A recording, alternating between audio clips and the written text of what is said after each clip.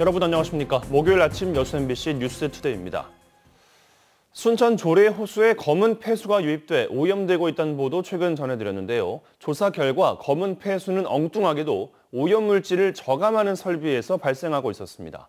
순천시는 3년간 해당 설비를 전혀 청소하지 않았다는데 환경부의 정기점검 대상도 아닌 탓에 제 역할을 하지 못하고 방치됐던 겁니다. 강서영 기자가 보도합니다. 호수 주변에 돌과 식물이 검게 물들었고 물속은 앞이 안 보일 정도로 새카맣습니다. 조례 호수에 검은 폐수가 유입된다는 신고가 접수돼 순천시가 조사에 나선 건 이달 초. 그런데 조사 결과 검은 물은 엉뚱하게도 순천시가 설치한 수질오염 저감 시설에서 발생한 것으로 드러났습니다. 저희들이 성실하게 주기적으로 관리해서 하루 지역 수계에 문제가 없도록 깨끗한 물이 내려가도록. 문제가 발생한 곳은 도로에서 발생하는 먼지와 단백질 등의 쓰레기를 걸러내는 비점오염 저감시설. 도로에서 발생하는 오염물질이 빗물을 통해 하천이나 호수로 흘러들어가는 걸 방지하는 시설입니다.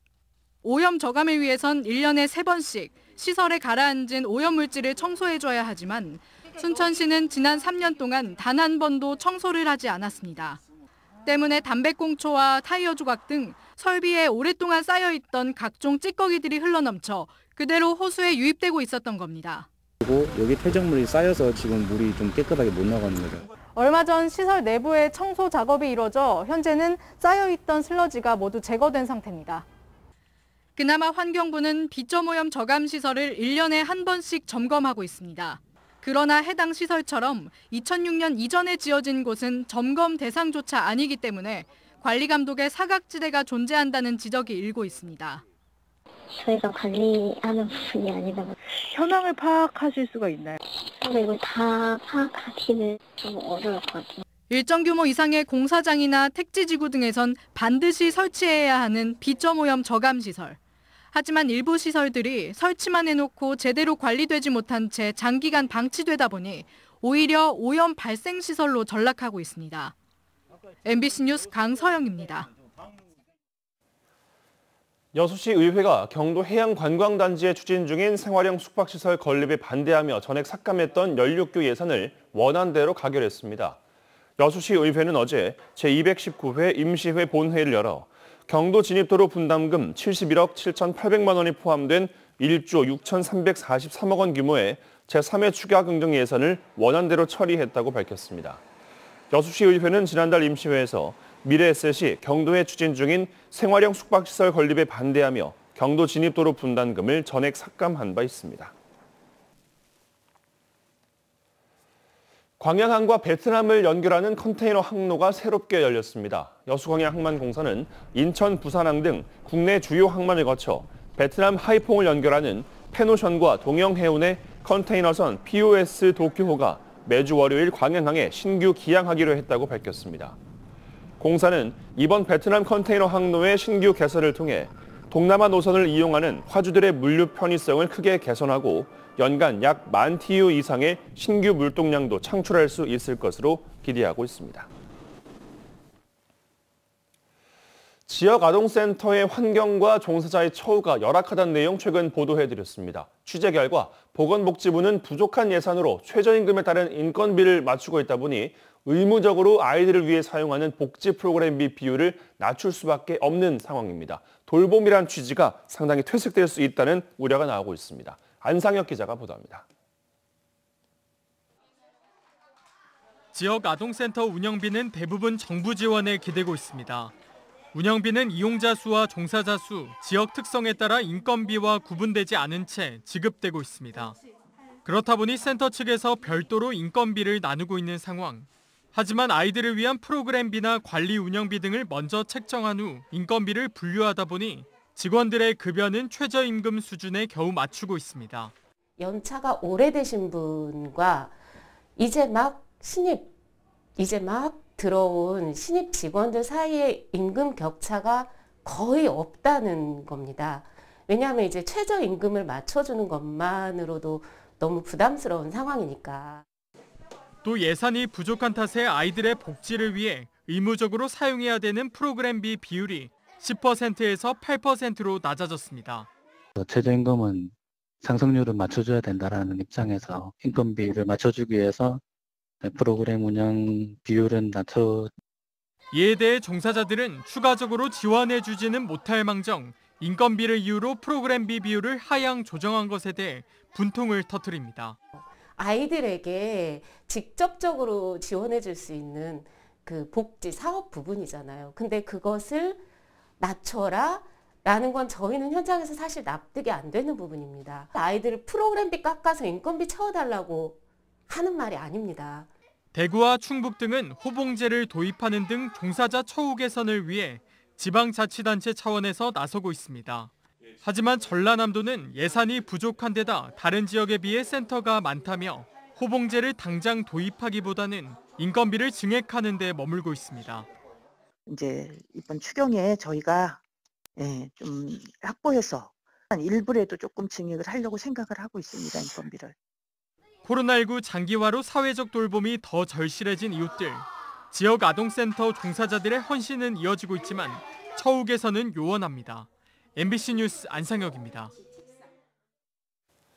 더불어민주당이 지방선거 후보자들의 부동산 검증을 강화하기로 했습니다. 민주당 조호섭 대변인은 중앙당 공직선거 후보자 검증위가 부동산 보유 현황을 제출 서류로 추가했다고 밝혔습니다. 대선 패배의 주요 원인이 부동산 민심에 있다고 보고 이를 다시 자극할 만한 사례는 후보자의 검증 단계부터 철저히 거르겠다는 의지로 풀이되고 있습니다.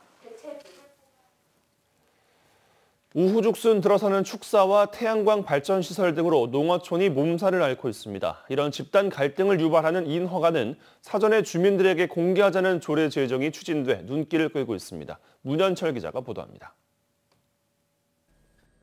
7,000마리의 돼지를 사육할 수 있는 대형 축사. 공사 과정에 불법 행위까지 자행되면서 주민 반발을 샀던 곳입니다. 답답하고요. 무슨 이유로 이렇게 허가를 내준가 모르겠어요, 군에서는. 대규모 태양광 시설이 조성된 현장은 흙탕물이 인근 저수지에까지 흘러드는 피해가 발생했습니다. 주민들 그 농사에 그 지장이 있고 특별히 또 뭐 토화 양식장이랄지 논농사랄지 이런데 그 흙탕물이 유입이 되면서 이처럼 농어촌 지역에 축사와 신재생 에너지 등 인허가가 남발되면서 집단 민원이 끊이지 않고 있습니다. 영암군 의회가 집단 갈등을 유발할 수 있는 시설에 대해 사전 고지 조례 제정을 추진해 눈길을 끌고 있습니다. 해당 시설에 대한 정확한 정보를 주민에 제공하고 집단 민원 등 갈등 발생에 따른 사회적 비용을 줄이자는 취지입니다. 앞으로 행정이 개발 행위를 하는 과정에서 또 개발 행위를 하려고 하는 개발업자들이 지역 주민들에게 훨씬 성의 있게 설명을 할 것으로 기대합니다.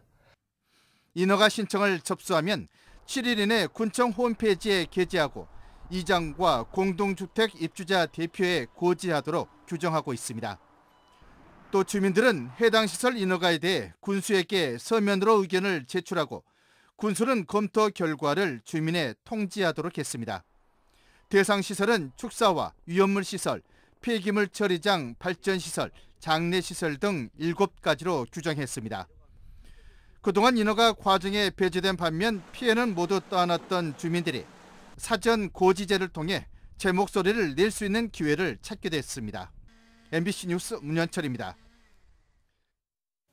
전라남도가 5년 동안 3조 1,700억여 원을 투입하는 제7차 전남권 관광개발 계획을 확정해 공표했습니다. 제7차 전남권 관광개발 계획은 동북아 해양 관광 중심지 도약과 안전한 체류관광 기반 구축 등 4대 목표로 64개 핵심 사업을 담고 있습니다. 전남도는 7차 개발 계획의 경제 효과로 생산 유발은 5조 4천억 원, 부가가치 유발 2조 1천억 원, 일자리 창출 7만 3천여 명에 이를 것이라고 주장했습니다. 고형 폐기물 연료, 이른바 SRF로 열과 전기를 생산하는 나주 열병합 발전소가 4년여 만에 가동됐습니다. 빛가람 혁신도시 주민들은 항의 집회를 열고 즉각 반발하는 등 가동 중단을 촉구했습니다. 보도에 김영창 기자입니다. 발전소 가동 중단, 결사 반대 등의 피켓을 든 주민들이 한자리에 모였습니다. 4년여 만에 SRF 발전소가 다시 가동되자 시민단체 등 나주 시민 200여 명이 집회를 연 겁니다.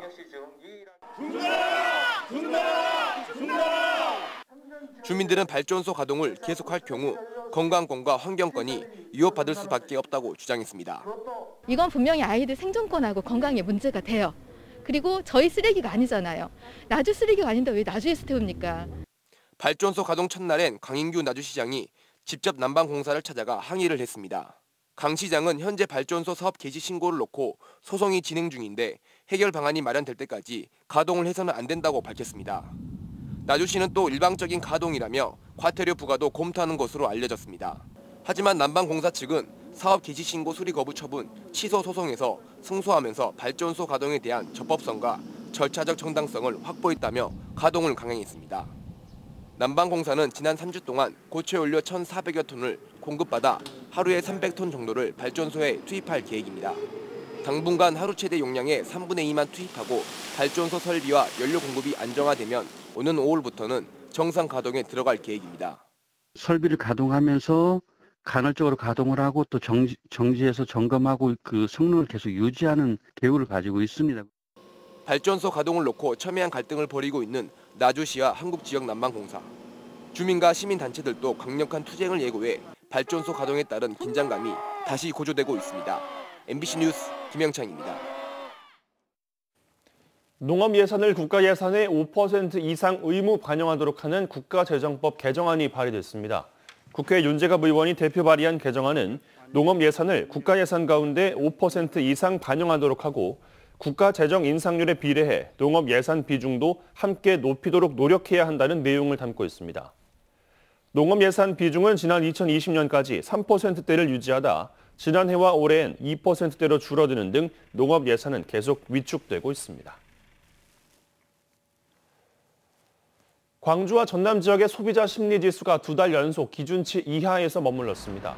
한국은행 광주 전남 본부에 따르면 이달 중 소비 심리지수는 99.1로 전달보다 0.4포인트가 하락했습니다.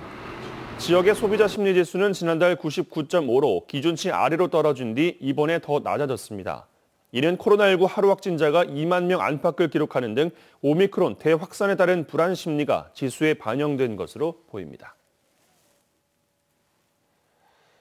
여수의 국립해양기상과학관이 들어섭니다. 전남도와 여수시는 어제 여수 세계 박람회장 내 5,300제곱미터 부지에 내년 말 개관 예정으로 국립여수해양기상과학관 착공식을 가졌습니다.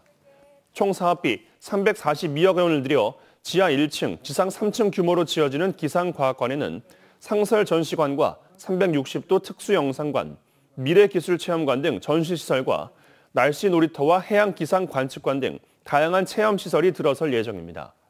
전남도는 이번 과학관이 국내 유일한 해상기상전시관으로 앞으로 기후재난 대응 전초기지가 될 것으로 기대했습니다. 고흥군 금산면 사무소가 어제 준공됐습니다. 고흥군은 관계기관과 면민 250여 명이 참여한 가운데 신축 금산면 사무소 개청식을 열었습니다. 군비와 국비 등 47억 원이 투입된 금산면 사무소는 민원실뿐만 아니라 북카페 등의 시설도 갖췄다고 고흥군은 덧붙였습니다. 전남경찰청과 전남도교육청은 청소년 비행 범죄를 막고 위기 청소년을 보호하기 위해 현장 지도 점검을 강화합니다. 전남 지역 경찰서와 교육지원청은 청소년들의 흡연과 음주, 탈선 등을 방지하기 위해 오락실과 게임장, 술 등 청소년 유해 업소를 불시 단속하고 있습니다. 또 비행이나 탈선 행위가 지속적으로 발생하고 있는 학생 등을 상대로 6개월간 전담 면담을 실시하기로 했습니다. 광양시가 3차에 걸쳐 전 시민을 대상으로 지급한 긴급재난생활비가 시 전반에 도시 활력을 제고하는 긍정적인 효과를 일으킨 것으로 분석됐습니다.